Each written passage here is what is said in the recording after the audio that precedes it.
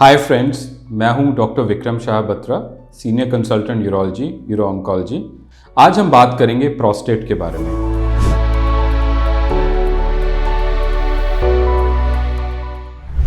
आपने अक्सर सुना होगा कि कुछ आपके एल्डरली रिलेटिव्स या जानकार वाले लोगों का प्रोस्टेट बड़ा होता है।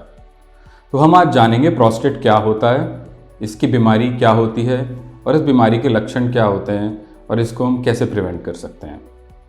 तो पहले जानेंगे प्रोस्टेट क्या होता है। प्रोस्टेट एसेंशियली मेल्स का ऑर्गन है, मेल्स का एक सेक्सुअल ऑर्गन है। प्रोस्टेट बाहर नहीं दिखता, प्रोस्टेट एक अंदरूनी अंग है और ये पेशाब मार्ग का रास्ते का एक हिस्सा है। ये शरीर में वीर्य का 75% हिस्सा बनाता है। अगर हम बात करें पेशाब मार्ग की, तो हमारा पेशाब किडनी में बनता है। किडनी हमारी पीठ में स्थित होती है। यह दो छोटी छोटी नलियों के द्वारा, बहुत माइन्यूट, बहुत बारीक नलियों के द्वारा, जिनको हम यूरेटर कहते हैं, ब्लैडर में पहुंचता है, ब्लैडर में इकट्ठा होता है और पेशाब के रास्ते द्वारा बाहर आता है। यहीं ब्लैडर के नीचे प्रोस्टेट होता है और यह जन्म से होता है। ये कोई 60 साल की उम्र के बाद या 50 साल की उम्र के बाद बढ़ नहीं जाता या उग नहीं जाता। तो जब ये बचपन में होता है या जवानी में होता है तो बहुत छोटे साइज़ का होता है और जैसे जैसे शरीर बड़ा होता है, जैसे जैसे टेस्टोस्टेरोन शरीर से सिक्रीट होता है, वैसे वैसे इसका साइज़ बढ़ता है और लगभग 32 साल के बाद हर साल में 1 ग्राम का इजाफा होता है। तो ये हुई प्रोस्टेट की बात। तो जानेंगे कि प्रोस्टेट दिक्कत कैसे करता है। तो प्रोस्टेट जैसे कि मूत्र मार्ग का एक अभिन्न अंग होता है, उसी तरह जब ये बढ़ता है तो बाहर की तरफ भी बढ़ता है और अंदर की तरफ भी बढ़ता है और आसपास इसके लिपटा हुआ एक कंबल होता है जिसे हम कैप्सूल बोलते हैं, जो कि अंदर की तरफ कंप्रेशन बनाता है। तो इसकी वजह से इस एक तरह से आप जैसे पेशाब का नल खोलते हैं, उसमें अगर हम कोई स्टॉपर लगा दें या ब्लॉकेज लगा दें तो उस तरह का एक इफ़ेक्ट आ जाता है, यानी कि पेशाब करने में ब्लॉकेज आ जाती है। तो उसके कारण जैसे जैसे कोई एल्डरली मेल या कोई मेल 60 साल से बड़ा होता है, धीरे धीरे प्रोस्टेट उनके पेशाब में दिक्कत करना शुरू कर सकता है। सभी मेल्स में नहीं करता, कुछ में कर सकता है।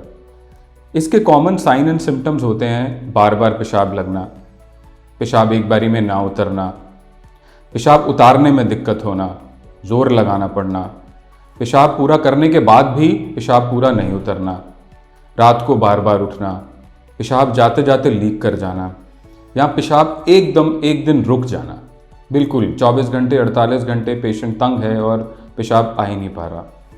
रेयरली ये ब्लीडिंग का भी एक कारण हो सकता है। तो ये सब दिक्कतें थी यदि प्रोस्टेट बढ़ जाता है। एक जो विशेष दिक्कत प्रोस्टेट के कारण आपने सुनी होगी, उसका नाम है प्रोस्टेट कैंसर। आपने सुना होगा कुछ जानी मानी हस्तियों को प्रोस्टेट कैंसर हुआ, उनके बड़े ऑपरेशन हुए, किसी को कीमोथेरेपी लगी, किसी को रेडियोथेरेपी लगी। तो ये प्रोस्टेट कैंसर इस बढ़े हुए प्रोस्टेट से कैसे अलग है? तो ये जो प्रोस्टेट बढ़ता है, ये शरीर का एक नॉर्मल प्रोसेस है। कि जैसे किसी के बाल सफ़ेद होते हैं, झुर्रियाँ आती हैं, वैसे प्रोस्टेट बढ़ता है। किसी में तंग कर सकता है, किसी में तंग नहीं कर सकता।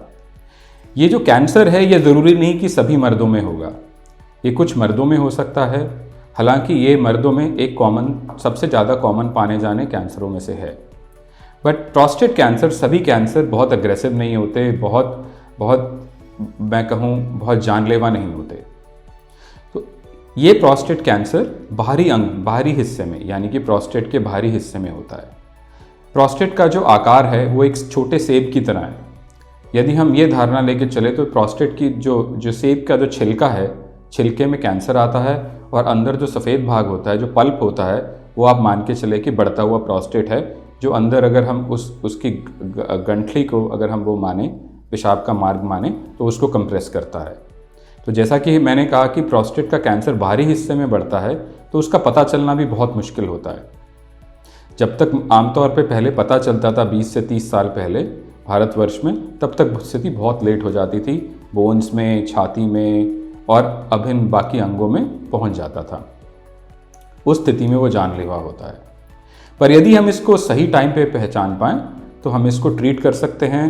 हम पेशेंट को क्वालिटी ऑफ लाइफ बिल्कुल सेम दे सकते हैं और लाइफ में कोई चेंज नहीं होता। तो ये था प्रोस्टेट कैंसर।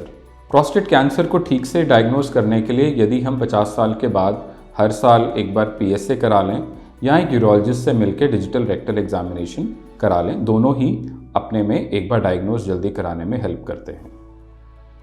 तो जानेंगे कि आमतौर की बीमारियां, प्रोस्टेट की बीमारियों को ट्रीटमेंट कैसे करते हैं। प्रोस्टेट बीमारी का ट्रीटमेंट, यदि सिर्फ बढ़ा हुआ है प्रोस्टेट, PSA नॉर्मल है, तो उसका मेडिकेशन से ट्रीटमेंट 80 से 90% लोगों में ठीक रहता है।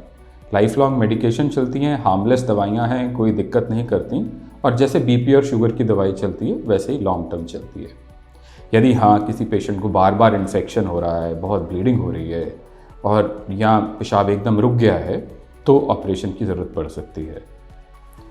ऑपरेशन में कोई चीरा नहीं लगता। ऑपरेशन लेज़र द्वारा होता है, दूरबीन द्वारा होता है, और बहुत मोडालिटीज़ हैं, यानी कि बहुत तरीके हैं उसको ट्रीट करने के, और हर साल नए नए तरीके आते जा रहे हैं, जैसे कि यूरोलिफ्ट, जैसे कि रेज़म, वाटर वेपर से उसको ठीक करना।